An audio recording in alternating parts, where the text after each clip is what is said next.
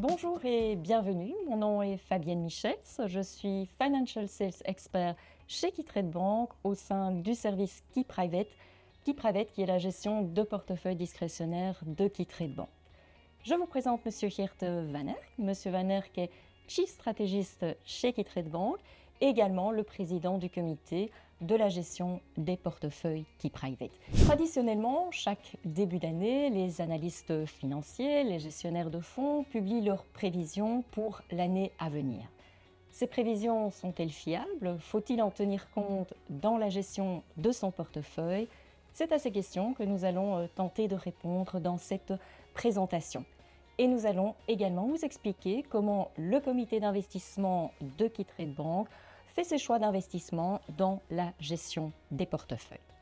Alors cette présentation se déroulera en plusieurs parties. Tout d'abord, nous allons remonter à début 2024 et nous allons reprendre les prévisions qui étaient annoncées par certains analystes en début d'année, puis nous allons vérifier si elles se sont avérées exactes. Nous allons ensuite nous attarder sur les prévisions, ou en tout cas ce qui se dessine pour l'année 2025, et ensuite vous présenter notre solution de gestion de portefeuille KeyPrivate. Tout au long de ce webinaire, vous aurez la possibilité de poser vos questions via le chat disponible sur votre écran. N'hésitez pas, nos experts sont à votre disposition pour y répondre et seront encore disponibles durant environ une trentaine de minutes après la fin de cette présentation. Alors revenons à début 2024 et voyons ce que certains analystes prévoyaient en début d'année. Alors Geert, quelles étaient les principales prévisions au début 2024 et se sont-elles réalisées finalement? Au début de chaque année, les analystes, les économistes font leurs prévisions. Et comme d'habitude, il y a des optimistes, il y a des pessimistes. Mais au début de 2024, le sentiment était quand même assez défensif parmi tous les analystes, tous les économistes. Sur votre écran, vous voyez un commentaire de Harry Dent, qui est peut-être moins connu en Europe, mais qui est très présent dans les médias aux États-Unis. Et il prévoyait une chute de 20-30% pour les actions américaines. Donc voilà une prévision très négative. J'ai aussi ajouté un commentaire d'un gestionnaire européen. Et ce gestionnaire aussi était plutôt défensif dans les allocations et ses attentes pour l'année 2024. Ce gestionnaire a surpondéré les obligations dans le portefeuille au lieu de surpondérer les actions. Et on connaît le résultat de 2024. C'était quand même une très bonne année pour les investissements en actions. Je suis désolé pour M. Dent, mais le marché américain a gagné plus de 25%. Le S&P 500, l'indice de référence pour les investissements en actions américaines, a réalisé une performance de 25%. Donc voilà, au début de 2024, le sentiment était quand même relativement défensif. À ce moment-là, il y avait aussi une certaine crainte parmi les économistes pour une récession globale. Donc voilà l'explication pour cette approche défensive. Et voilà un graphique qui, selon moi, est plus important pour vous comme investisseur en actions. Voilà les résultats d'un sondage, une enquête parmi les analystes américains. Au début de chaque année, on demande aux analystes leurs attentes, leurs prévisions pour le S&P 500, donc l'indice de référence pour les investissements en actions américaines. Donc en moyenne, les analystes pensent que le 31 décembre 2024, le S&P 500 va arriver au niveau de 4861 points. Ça représente une performance positive depuis le 1er janvier de 12%. Alors, le résultat final est à 5882 points. Ça représente quand même le double de la moyenne. Donc voilà déjà une première difficulté pour l'investisseur individuel. Mais je pense qu'il y a quelque chose qui est plus fondamental, c'est que comme investisseur, à qui est-ce que vous allez faire confiance? Parce qu'il y a par exemple des banques comme JP Morgan, Citibank, qui ne sont pas si optimistes. Il y a une banque comme Deutsche Bank qui est plutôt positive. Donc, comme investisseur, à qui est-ce que vous faites confiance? Est-ce que tu vas suivre une approche défensive ou une approche offensive? Donc voilà la raison principale pour laquelle faire des prévisions est quand même très difficile, Fabienne. Tout à fait, comme tu l'as dit, effectivement, des prévisions prudentes début 2024, avec finalement des performances plutôt bonnes sur les marchés. Alors, pour 2025, quelles sont les principales tendances qui se dessinent? Au début de 2025, après une année formidable de 2024, aujourd'hui, la grande majorité des analystes est très optimiste pour le marché des actions américaines. L'année 2025, on s'attend à une performance de presque 20%. Et là, pour moi, pour le comité d'investissement, c'est déjà quand même un point d'attention parce qu'aujourd'hui, on sent que la grande majorité des analystes est très optimiste et on sait quand on fait une étude du passé que quand le sentiment est très optimiste, il faut faire toujours un peu d'attention. Donc voilà, aujourd'hui le sentiment est très positif. Je dirais c'est un feu orange pour nous comme gestionnaire de portefeuille. Donc voilà, on va être, je pense, très alerte pour les investissements en actions américaines pendant cette année, Fabienne. D'accord. Alors revenons mais justement sur 2024 et analysons un peu les tendances générales. Quel a été le marché qui s'est vraiment distingué en termes de performance boursière durant cette année 2024? En 2024, c'était de nouveau l'année des actions américaines. Les actions américaines ont très bien performé pendant l'année 2024, mieux que les actions non américaines. Mais c'est simplement la continuité d'une tendance qui est déjà en place depuis 2009-2010, donc après la crise financière. À partir de ce moment, je pense que le graphique est très clair, le message est très clair. Les actions américaines ont nettement surperformé les actions non américaines. Il y a évidemment une explication fondamentale pour cette belle performance des actions américaines, c'est la profitabilité des actions américaines. Aussi, l'économie américaine est plus dynamique que par exemple l'économie européenne et on sait aussi qu'aux États-Unis, le secteur de la technologie est très performant. Cela explique pourquoi les investisseurs aiment surtout investir en actions américaines. Donc voilà, 2024, l'année des actions américaines, Fabienne. Tout à fait. Donc, nous venons de voir cette forte augmentation du marché américain en 2024 et déjà depuis quelques années maintenant. Alors, la question qu'on pourrait se poser, est-ce que c'est encore intéressant, est-ce que c'est encore judicieux d'investir aujourd'hui sur le marché américain? Comment considère-t-on finalement les valorisations des valeurs américaines aujourd'hui? Oui, aujourd'hui, le marché américain est considéré comme un marché cher. Quand on observe les valorisations, par exemple, on sait que le marché américain, d'un point de vue historique, est extrêmement cher. Et quand les valorisations, comme par exemple le cours-bénéfice, quand les valorisations sont chères, ça veut dire que le rendement attendu sur 5, sur 10 ans est plutôt faible. Tandis que quand les actions sont bon marché, là, le rendement attendu est très intéressant. Et sur le graphique, ici, on compare la valorisation des actions américaines aux actions non américaines, comme par exemple les actions chinoises et les actions européennes.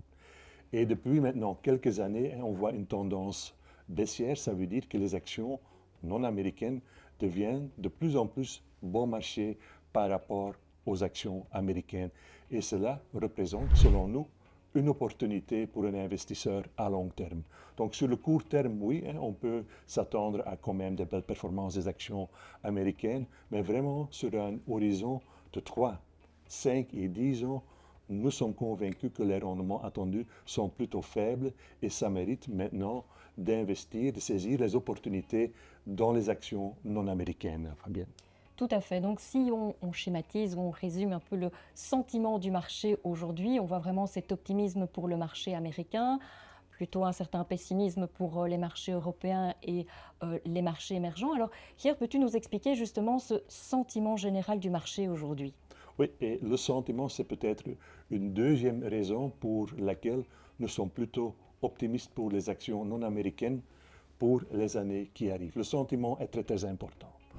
Aujourd'hui, on remarque que la grande majorité des investisseurs est très optimiste pour les investissements en actions américaines. Surtout après l'élection de Donald Trump, on a eu pas mal d'investisseurs qui disent, voilà, moi je préfère investir uniquement en actions américaines.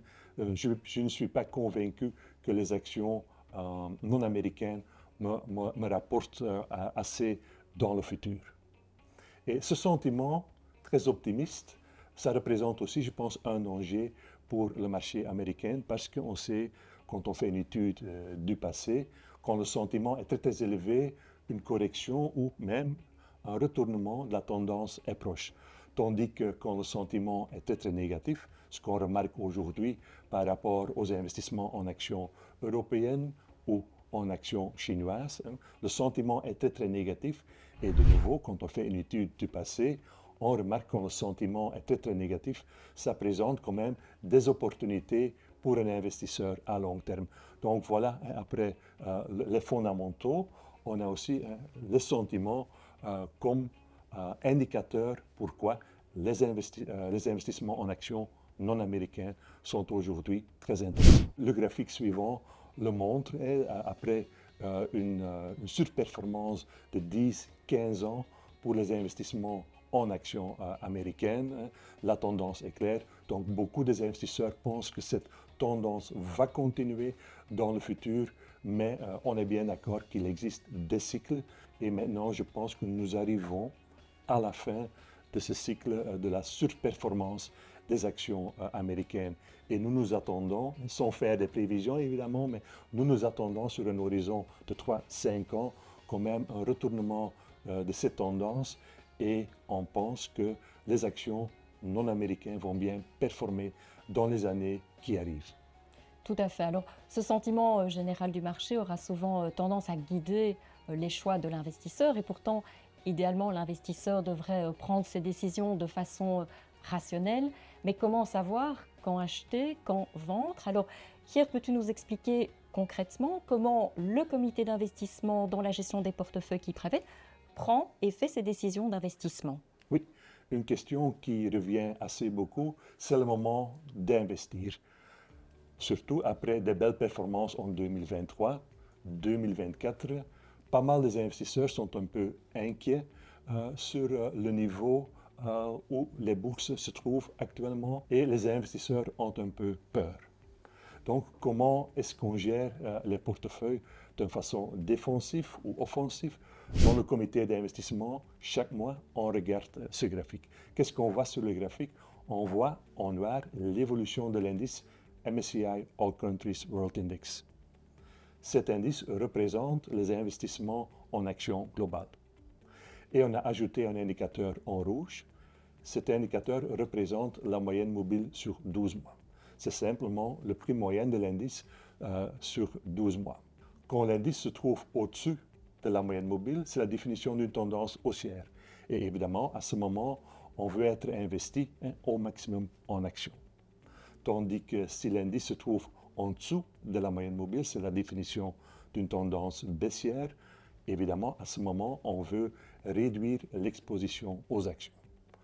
Alors, nous sommes janvier 2025.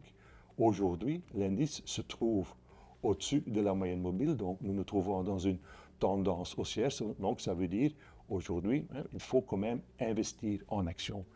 Et une deuxième condition qui est favorable pour les investisseurs, c'est aussi que la moyenne mobile se trouve en hausse. Donc voilà, aujourd'hui, on n'a aucun signal de réduire l'exposition aux actions. Et donc pour répondre à la question, oui, aujourd'hui, il faut être investi en actions. Et une deuxième raison pour ne pas être trop défensif à l'heure actuelle, c'est le message du graphique suivant. Qu'est-ce qu'on voit sur le graphique? C'est un graphique relatif où on compare un secteur défensif, le secteur des actions qui sont actives dans le secteur des boissons, de la nourriture. C'est considéré un secteur défensif parce que même quand nous sommes en récession, les consommateurs continuent à acheter des boissons et de la nourriture. Donc voilà, ici on compare un secteur défensif par rapport à l'indice de référence, le S&P 500. Et nous nous trouvons dans une tendance baissière. Donc ça veut dire que le secteur défensif sous-performe le marché général. Donc le message est clair, à l'heure actuelle, les investisseurs américains ne préfèrent pas d'investir dans un secteur défensif. Ils préfèrent plutôt investir dans des actions plus cycliques, des actions avec un peu plus de risques. Donc de nouveau, aujourd'hui, on n'a aucun signal pour être défensif dans les allocations de nos portefeuilles, Fabienne. Tout à fait, sur base des indicateurs positifs pour les actions. Maintenant, qu'en est-il pour le marché des obligations et pour celui des matières premières? Pour le marché obligataire, il y a un grand signal, c'est que la tendance baissière des taux est finie. La période des années 80 jusqu'à 2020, la tendance était baissière pour les taux. Maintenant, nous nous trouvons dans une tendance haussière pour les taux. Ça veut dire qu'on peut réinvestir plus rapidement dans des obligations avec un coupon élevé. Et où on préfère, par exemple, aussi d'investir dans les obligations à haut rendement, parce que là, la corrélation est élevée avec le marché des actions. Pour le marché des matières premières, là aussi, je pense que c'est un marché qui sera très, très intéressant en 2025. On a vu qu'en 2024, le prix de l'or a très, très bien performé. D'autres matières premières n'ont pas si bien performé en 2024. On sent quand même que le prix d'autres matières premières plutôt cycliques, comme le cuivre, le zinc, l'aluminium, peuvent rattraper le prix de l'or pendant 2025. Donc, pour la partie action, on a dit, voilà, on regarde de très proche tout ce qui se passe aux États-Unis. Et un deuxième point très important pour 2025, c'est le suivi des marchés matières premières, parce que je pense là, se trouvent aussi des opportunités pour les investisseurs en 2025, surtout dans les matières premières plutôt cycliques. Tout à fait. Donc voilà, pour l'instant, nous observons une tendance positive sur les différentes classes d'actifs. Nous avons vu également comment prendre de façon rationnelle les décisions pour la gestion de son portefeuille. Mais malgré tout, il y a les émotions de l'investisseur qui peuvent parfois prendre le dessus. Alors Geert, peux-tu nous expliquer comment les émotions peuvent venir interférer dans les choix de l'investisseur? Quel est l'impact, au risque même parfois de faire prendre peut-être des mauvaises décisions dans certaines situations? Oui, le sentiment est devenu aussi quelque chose qu'on doit regarder de très proche. On sait aujourd'hui, avec l'arrivée des réseaux sociaux, que beaucoup des investisseurs regardent tout ce qui se passe sur les marchés du matin jusqu'au soir. Et quand quelque chose se passe pendant la journée, les investisseurs pensent qu'ils doivent faire quelque chose dans leur portefeuille, acheter ou vendre. Donc, analyser le sentiment parmi les investisseurs est devenu aussi très, très important dans notre comité d'investissement. Et j'explique pourquoi. Surtout après de belles années pour les investissements en actions, on remarque assez souvent que les investisseurs, à un moment donné, deviennent très, très optimistes. Surtout quand les bourses ont très bien performé pendant 3-5 ans. Aujourd'hui, par exemple, on l'a déjà dit, on est très, très optimiste pour le marché américain. On sait aussi que la grande majorité des investisseurs est devenue très, très optimiste.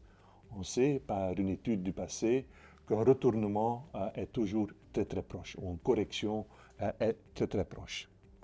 Aussi, après quand même une chute ou une correction sur le marché, les actions ont perdu 20-30% à un moment donné, on sait aussi que la grande majorité des investisseurs est devenue très pessimiste. De nouveau, à ce moment, les opportunités arrivent. Donc, faire une analyse du sentiment parmi les investisseurs est devenu très important.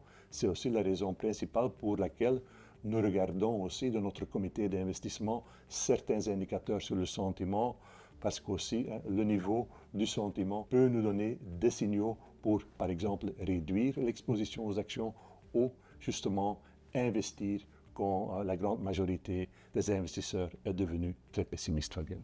Tout à fait. Donc les émotions peuvent influencer le comportement de l'investisseur, mais il y a également un autre élément qui peut influencer, c'est le contexte économique, le contexte géopolitique. Alors c'est vrai que ces dernières années, on a connu la guerre en Ukraine, la pandémie du Covid, et dans ce genre de contexte, l'investisseur peut parfois prendre peur, se dire ce n'est pas le moment d'investir, ou au contraire je dois me désinvestir du marché.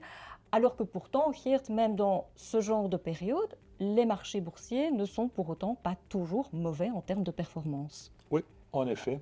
Et c'est de nouveau une illustration du cycle émotionnel parmi les investisseurs. Parce que ces dernières années, oui, j'ai rencontré beaucoup d'investisseurs qui se disent, mais à l'heure actuelle, ce n'est pas vraiment le moment d'investir en actions. Regardez tout ce qui se passe dans le monde de la politique, avec la guerre en Ukraine, les difficultés au Moyen-Orient. Donc, beaucoup d'investisseurs ont un peu peur, mais de nouveau, comme Fabien a déjà dit, récemment, les bourses ont été bien performées. Donc, gérer le portefeuille d'une façon, d'une analyse de la géopolitique, ce n'est pas du tout une bonne idée. Il faut simplement suivre un peu la tendance du marché. Tout à fait. J'ai envie de dire, le mot d'ordre, c'est effectivement ne pas paniquer, accepter la volatilité. Je pense, Geert, tu confirmes, hein, ça fait partie du jeu et il ne faut surtout pas vendre dans la précipitation parce que presque chaque année, on connaît effectivement des périodes durant lesquelles les marchés sont moins bons. Oui, comme investisseur, et je dis toujours, il faut accepter la volatilité sur le court terme. On sait aussi sur le long terme, les actions vous rapportent le plus. Ici, c'est aussi le message de ce tableau que vous voyez maintenant. Qu'est-ce qu'on voit sur ce tableau? Les barres représentent la performance annuelle d'un investissement dans les actions européennes. Les actions européennes sont représentées par l'indice MSCI Europe, donc l'indice de référence pour les investissements en actions européennes. Donc ici, on commence en 80, on termine à la fin de 2024, donc on a un historique de 45 ans. Et, première conclusion, 34 sur 45 ans, on a une performance positive avec les investissements en actions européennes. Donc, c'est presque 75%. Donc voilà, c'est une très très bonne statistique pour faire des investissements en actions européennes. Donc voilà aussi la raison principale pourquoi il faut investir 40-60% du portefeuille en actions. Parce que sur le long terme, les actions vous rapportent le plus. Mais pour réaliser ce rendement sur le long terme, il faut évidemment accepter la volatilité sur le court terme. Parce qu'un deuxième point qui est très important, vous voyez aussi les points en rouge, ça représente la correction annuelle. Chaque année, pour les investissements en actions européennes, il y a toujours une période plutôt faible où les actions connaissent une correction d'en moyenne 15%. Pour nous, comme gestionnaire de votre portefeuille, il est très important de limiter les larges pertes dans votre portefeuille. Les moins 15, on ne sait pas éviter pour vous, mais les moins 30, les moins 40, là, voilà un objectif pour le comité d'investissement de vraiment limiter les pertes dans des périodes difficiles. Fabienne. Tout à fait. Alors si nous résumons ce que nous venons de voir, en tant qu'investisseur, il est important de mettre ses émotions de côté, de prendre ses décisions d'investissement de façon rationnelle, surtout ne pas paniquer, accepter la volatilité. Et nous avons vu concrètement les outils, les indicateurs que le comité d'investissement utilise dans la gestion des portefeuilles Key Private. Alors venons-en à notre solution de gestion discrétionnaire Key Private. Le Key Private, c'est donc une gestion déléguée, c'est Key Trade Bank qui va gérer pour le client, selon un profil de risque qui aura été déterminé parmi 10 profils existants. Le Key Private est déjà accessible à partir de minimum 15 000 € et les portefeuilles Key Private sont composés de trackers. Alors, Geert, peux-tu nous expliquer tout d'abord ce qu'est un tracker et quel est l'univers d'investissement dans la gestion des portefeuilles Key Private? Oui, donc pour la gestion de nos portefeuilles, on préfère d'investir dans des trackers. Donc voilà aussi une innovation dans notre gestion. On ne préfère pas d'investir en actions individuelles ou en obligations individuelles ou de faire des investissements dans des fonds bien connus. Non, on a pris la décision d'investir dans des trackers. On parle assez souvent des ETF ou des fonds passifs, hein, c'est la même chose. Ici, dans ce webinaire, on parle des trackers. Un tracker, c'est aussi un fonds qui est investi en actions ou en obligations ou en matières premières. Mais ce qui est typique pour un tracker ne fait que suivre un indice de référence. Par exemple, on a un tracker sur le MSCI Europe, donc ça veut dire que ce tracker va investir dans toutes les actions qui se trouvent dans l'indice MSCI Europe selon leur poids dans l'indice.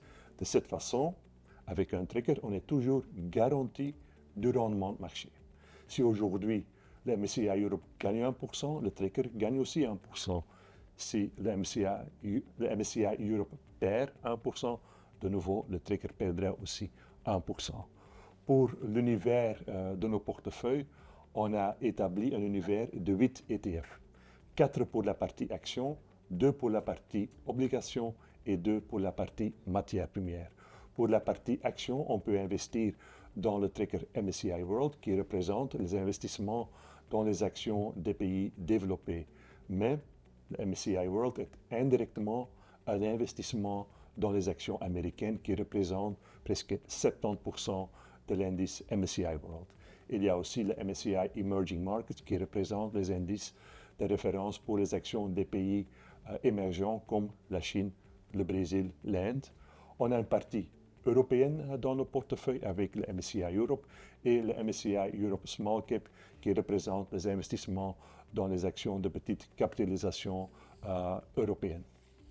Pour la partie obligations, on peut investir dans les obligations d'État ou les obligations à haut rendement, les obligations high yield. Pour la partie matière première, on sait faire un investissement dans le prix de l'or ou les métaux industriels comme le cuivre ou le zinc. Donc un univers de 8 ETF, mais comme vous pouvez regarder sur votre écran, la composition actuelle d'un profil équilibré en janvier 2025, c'est toujours le comité d'investissement qui fait une sélection, qui va faire la sélection donc, des 8 ETF, quels sont les trackers les plus intéressants pour les portefeuilles de nos clients. Aujourd'hui, dans un profil 5, on peut investir jusqu'à 50% en actions. Nous sommes investis pour 30% dans le tracker MSCI World et 20% dans le tracker MSCI Europe. Pour la partie obligations, on préfère d'investir dans les obligations à haut rendement et pour la partie matière première, on préfère d'investir dans le prix de l'or. J'ai déjà dit, aujourd'hui, les marchés se trouvent dans une tendance haussière, donc ça veut dire qu'il ne faut pas être trop défensif dans les allocations de nos portefeuilles. On peut investir jusqu'à 50% en actions. Nous y sommes avec nos investissements. Je remarque aussi, et c'est quand même un point très important pour vous, nous sommes investis jusqu'à 30% dans le tracker MSCI World. J'ai déjà dit, le tracker MSCI World représente surtout un investissement dans les actions américaines. Mais nous avons introduit des limites dans nos portefeuilles. Pourquoi? Pour faire de la diversification. La diversification, c'est aussi une garantie pour gérer ou réduire le risque dans votre portefeuille. Il y a sur le marché belge, par exemple, des compétiteurs qui sont investis de 40 ou même 45% en actions américaines. Évidemment, sur le court terme, c'est un bon choix, mais on a dit, on a des doutes sur la performance des actions américaines. Et si à un moment donné, il y a un retournement du marché américain, voilà, évidemment, on perd aussi. Donc voilà, on veut vraiment jouer la diversification dans votre portefeuille. C'est la meilleure garantie pour diversifier, gérer les risques dans votre portefeuille. Et aussi, le portefeuille est plutôt dynamique parce que dans la partie obligations, on a investi dans les obligations à haut rendement. Donc voilà, je pense, le portefeuille correspond à tout ce qu'on voit sur les marchés actuellement où les investisseurs préfèrent surtout d'investir dans des classes d'actifs plutôt risquées que défensifs. Fabienne. Tout à fait. Alors, voyons maintenant les rendements réalisés par nos portefeuilles Key Private ces 5 dernières années. Nous allons aussi vous montrer les rendements pour 4 profils. Alors, je précise qu'il s'agit bien de rendement net, c'est-à-dire que tous les frais et toutes les taxes sont déduits. Alors, je fais la parenthèse justement en termes de frais au niveau de notre solution de gestion de portefeuille Key Private. Il faut savoir qu'il n'y a pas de frais d'entrée, pas de frais de sortie. Les seuls et uniques frais sont des frais de gestion qui s'élèvent à 0,75 plus TVA, donc 0,91 TVA comprise. Et donc, en termes de taxes, il y a d'une part la taxe de bourse à l'achat, à la vente des trackers, mais qui n'est que de 0,12%. voire 0,35 pour certains trackers. Il y a également éventuellement la taxe sur la plus-value, mais qui ne s'applique que pour les trackers qui sont investis en obligations. Donc voilà, Geert, peux-tu nous faire un commentaire sur les rendements réalisés, donc rendements nets réalisés ces 5 dernières années? Voilà donc les performances ou les rendements nets réalisés par nos investissements. Et je pense qu'on peut dire que nous avons réalisé de belles performances les 5 dernières années pour nos clients, pour nos investisseurs. Évidemment, en 2020, c'était légèrement négatif, mais c'était aussi l'année du corona. Et puis, oui, 2021, 2023, 2024, c'était des bonnes années pour les investissements en actions, mais aussi, par exemple, en matières premières. Et si on regarde, par exemple, 2022, une année négative, nos portefeuilles ont perdu en moyenne moins 10%, mais il faut bien comprendre qu'en 2022, la majorité des bourses ont perdu moins 15, moins 20%, mais aussi les obligations. Certains types d'obligations ont perdu de nouveau moins 15, moins 20%. Donc, nous avons réussi dans notre objectif de vraiment limiter les pertes pour nos clients. Donc, en général, dans les dernières années, le comité d'investissement est quand même relativement heureux avec les performances réalisées pour nos clients. Tout à fait. Alors résumons les principales caractéristiques de notre solution de gestion de portefeuille KeyPrivate. Comme on l'a dit, il s'agit d'une solution, d'une gestion déléguée. C'est KeyTrade Bank qui va gérer les portefeuilles pour le client selon un profil de risque qui aura été déterminé parmi 10 profils de risque existants. Le KeyPrivate est déjà accessible à partir de minimum 15 000 €. Les portefeuilles, nous l'avons vu, sont investis en tracker. Il n'y a pas d'actions individuelles, ni d'obligations individuelles, ni de fonds. Il n'y a pas de frais d'entrée, pas de frais de sortie, pas de droit de garde. Les seuls et uniques frais sont les frais de gestion de 0,75% plus TVA, donc 0,91% TVA comprise. Et donc, nous l'avons expliqué, les taxes de bourse à l'achat, à la vente, 0,12%, voire 0,35% pour certains trackers, et éventuellement la taxe sur la plus-value, mais uniquement pour les trackers qui sont investis en obligations, donc qui représentent en fait un montant souvent minime. Et je précise également que le KeyPrivate n'a pas d'échéance, donc il est possible d'en sortir en partie ou totalement à n'importe quel moment. Alors le KeyPrivate, c'est aussi une équipe dédiée pour ce service. Nous avons une ligne téléphonique directe, une adresse mail directe qui s'affiche ici à votre écran. N'hésitez donc pas à nous contacter pour toute question relative à notre solution KeyPrivate. Le KeyPrivate peut s'ouvrir en ligne via votre accès client, mais nous sommes à votre disposition pour vous aider, même par téléphone, pour procéder à l'ouverture donc de ce compte en gestion avec vous. Ce que nous avons vu dans cette présentation, c'est que effectivement, il est très difficile de faire des prévisions sur l'évolution future des marchés et qu'il est indispensable de prendre un certain recul par rapport aux prévisions et aux informations communiquées. Nous avons également vu l'impact des émotions, le rôle des émotions dans la gestion d'un portefeuille. Il faut évidemment également prendre du recul par rapport au sentiment général du marché, ne pas paniquer, accepter la volatilité.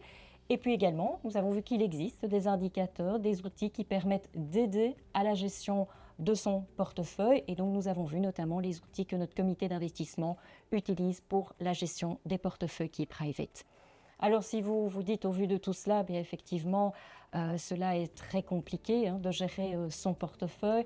Si vous vous dites finalement, je n'ai pas les informations suffisantes, nécessaires, je n'ai pas les outils qui me permettent de prendre des décisions de façon optimale, de façon rationnelle, ou simplement vous vous dites, je n'ai pas le temps ou je n'ai pas envie de gérer moi-même, eh bien dans ce cas, il est préférable de faire appel à des professionnels et la solution de gestion discrétionnaire KeyPrivate est la solution pour vous. Merci beaucoup Geert pour toutes ces informations très, très instructives. Je vous rappelle que le chat est encore disponible ici pendant environ une trentaine de minutes. Il ne me reste plus qu'à vous remercier pour votre attention. Au revoir.